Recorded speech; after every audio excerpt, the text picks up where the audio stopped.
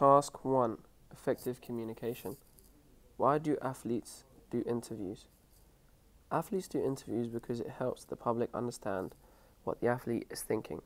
It gives the public a first-hand experience to what the athlete's thinking and feeling. This also raises hysteria and allows the media to write reports on the athlete. This means the athlete becomes more famous, which means more money. Communication is important because it helps convey your thoughts and knowledge to other people. This can be done verbally and non-verbally. For example, Cristiano Ronaldo was asked the question in a press conference, and he didn't answer the question. He shrugged his shoulders and left. This is an example of non-verbal communication. Sometimes this is more powerful than verbal, as almost 80% of communication is through body language. Athletes do interviews before or after a competition. This is generally because the media wants to know how the athlete prepares for a competition and what the athlete was thinking when they were competing. This is so that the public can understand how the athlete thinks. Types of interview. The two types of interview I have selected to talk about are radio interviews and television interviews. They both have similarities and differences. They are usually both live interviews. That means they require a greater level of skill and confidence. Many athletes have made mistakes on live TV or radio, and the media has victimizes the person.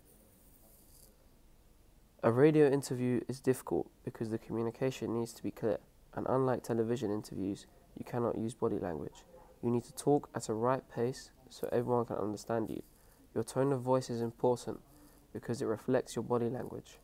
Some of these radio interviews can be recorded before, which reduces the amount of mistakes. However, in a live interview, for example a press conference, there would be more pressure as the athlete would have many questions asked. They must remain calm and answer all questions with confidence. In an athlete's lifestyle, there are significant others who help or put pressure on the athlete. For example, an athlete would have fans who support him or her. Sometimes a PR officer is employed to deal with the media or public. They also give advice to the athlete to make sure they don't say or do something irregular. An athlete would communicate with their fans when they have decided to make a big decision, for example, changing teams or retiring. This is so that the fans feel engaged with the athlete. Another type of person who plays a significant role in an athlete's life will be an agent. A player may speak to his agent regarding a problem or finding a new team.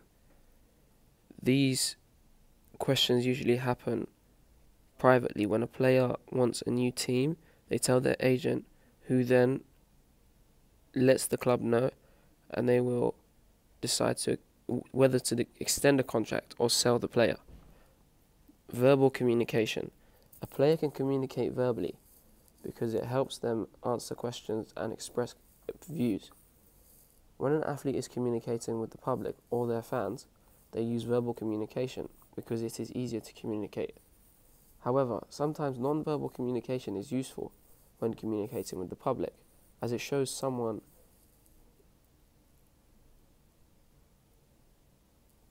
that you're interested. Examples of non-verbal communication are eye contact, gestures, active listening, appearance, etc. Examples of verbal communication are tone, pace, open and closed questions. Examples of athletes that use both verbal and non-verbal communications are Lance Armstrong. During his interview with Oprah, had a very defensive body language.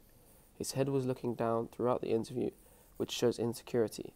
When he answered questions, he was very short and his voice was trembling, which shows fear.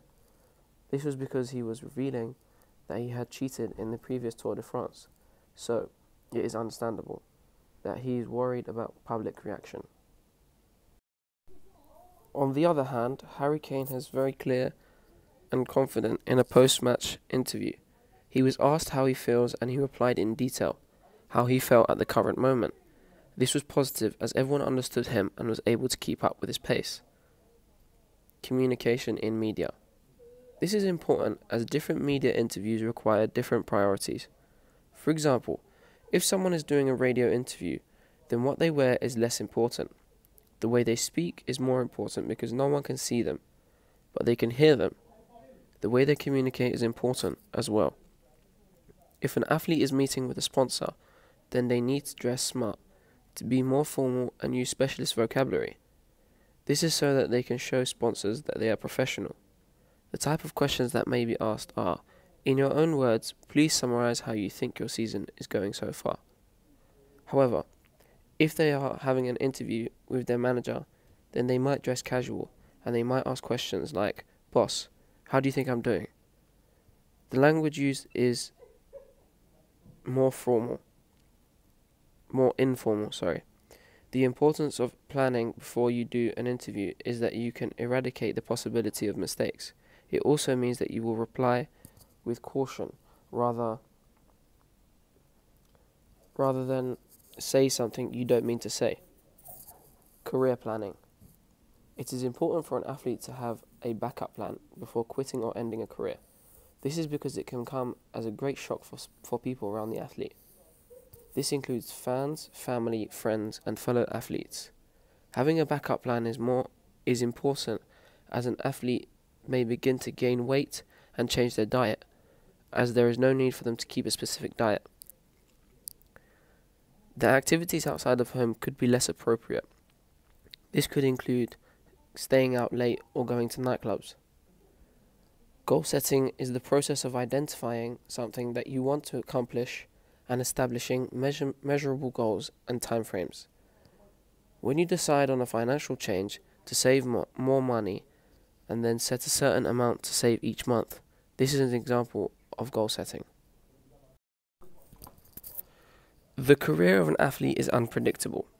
It may end at any time, so the athlete must be prepared for the future and have contingency plans. Once an athlete decides to move on to a second career path, they must use the SWOT analysis to identify strengths, weaknesses, opportunities, threats. It is important so that the athlete doesn't go into a career and then find they've made a mistake. For example, I have chosen Rion as an example of my SWOT analysis. Rion's strengths are: he has good knowledge of technique within the sport, he has played the sport at a high level, he has good GCSEs and A-level grades. Weaknesses: he lacks stamina, lacks decision making, weak left foot, lack of confidence when coaching, and poor time management. Opportunities: he has access to coaching young groups of people, courses available for coaching, time available for training. Threats: competitive position, difficult to maintain health and fitness, possibility of injury and tiredness. Rion's short-term goals are that he wants to coach small groups of young people in the next 2 months. He wants to continue with his studies and achieve the best grades in sport, as well as being a coaching career. Rion's medium-term goals are that he wants to complete a short FA Level 1 badge and apply for the FA Level 2 badge. He wants to get a job in a Sunday League team and coach for a part-time job.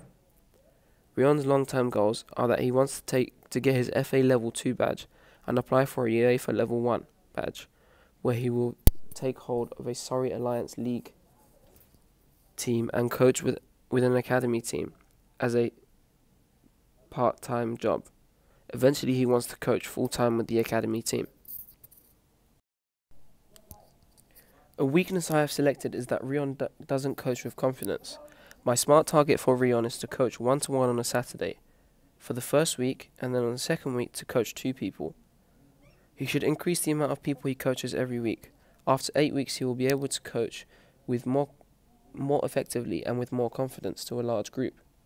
Confidence is an important ingredient to career success. It's an active mindset, an emotion that impacts our motivation, our ability to communicate, and ultimately our results. If you have confidence in yourself, it's infectious. Other people pick up on it and start to have confidence in you. A good start point is to think more confidently. Confidence is introspective. It's how sure you are about things.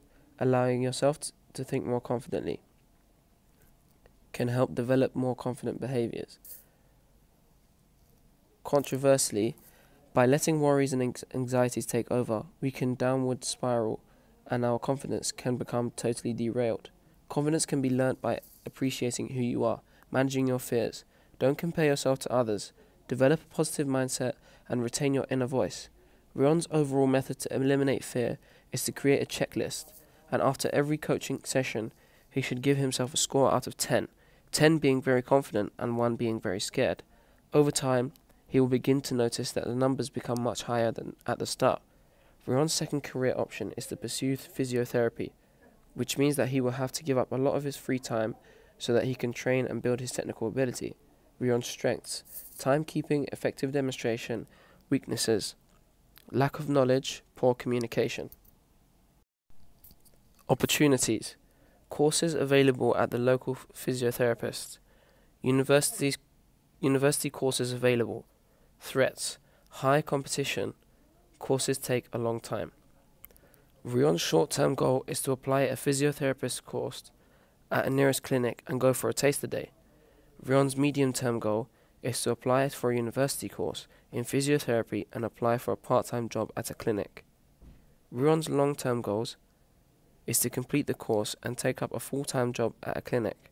Eventually he wants to open his own private clinic and run it as a business.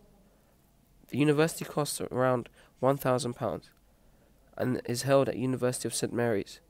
Rion may need to take a loan or ask the NHS for financial help to do this course. Thank you.